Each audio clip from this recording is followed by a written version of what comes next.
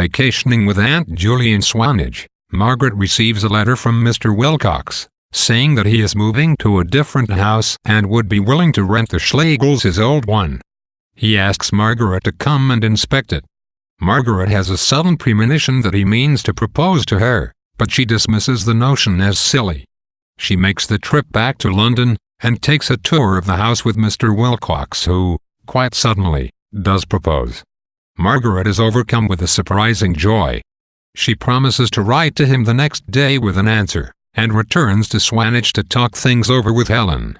Helen is appalled, thinking that, beneath their veneer of competence and confidence, the Wilcox men are made of panic and emptiness. But Margaret defends Mr. Wilcox, and finally accepts his proposal. She is determined not to lose her independence, and thinks that love must solidify rather than transform their friendship. Mr. Wilcox travels to Swanage at once with the engagement ring, and he and Margaret take a walk together by the sea.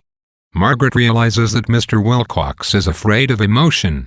His motto is concentrate, while hers is only connect.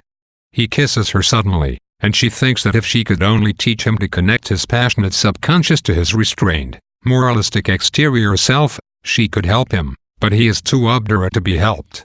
When Helen tells him that she has received a letter from Leonard, saying that on Mr. Wilcox's advice he has left the Porphyrion for a much lower-paying job at a bank, Mr. Wilcox replies that the Porphyrion is not a bad company.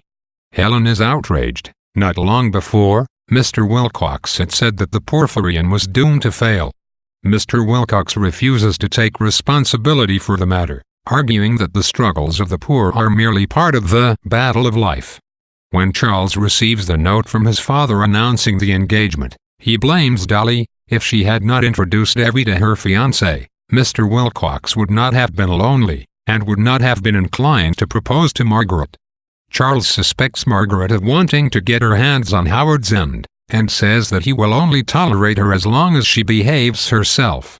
After two failed attempts to unite the Schlegels and the Wilcoxes in the aspects of the British upper class that they symbolize, Forster makes a third, climactic attempt in Chapter 18. In the first 4 chapters of the novel, we saw Helen's failed romance with Paul. Later, we saw Margaret's more successful, but still tentative, friendship with Ruth Wilcox. Now, in Chapter 18, Forster introduces the most charged attempt yet at a connection between the cultural idealism of the Schlegels and the pragmatic idealism of the Wilcoxes, a marriage between Margaret and Mr. Wilcox, who is referred to as Henry for the rest of the novel. Given the different treatments they have received in the novel so far, Margaret is a sympathetic, appealing protagonist, and Henry a vaguely hypocritical, somewhat pompous minor character. It may be difficult to fathom what might attract Margaret to a man like Henry. But throughout the book, Margaret has shown a fundamental sympathy to the Wilcoxes and to the solid, hard-working Englishmen who make Margaret's leisurely life possible. As she says to Helen, she is tired of enjoying her money and criticizing the men who secure it for her.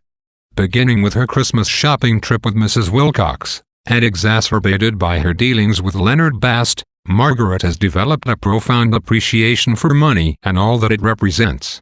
She is not a materialist, but she understands that her brand of idealism could exist without the leisure and security afforded by money. While Helen, who is more impulsive and flighty than Margaret, believes that poverty is somehow more real than wealth, Margaret understands that poverty only makes men suspicious and mean. Men and women need financial security in order to develop their moral, intellectual, and spiritual selves. In this, Forster hints at a connection between the seen, the material world of money and work, and the unseen, the moral, intellectual, and spiritual. Margaret's attraction to Henry, and her unexpected happiness at his proposal, is in large part founded on her deep appreciation for the outer world of telegrams and anger. The scene, the material, the qualities symbolized by Henry and his family.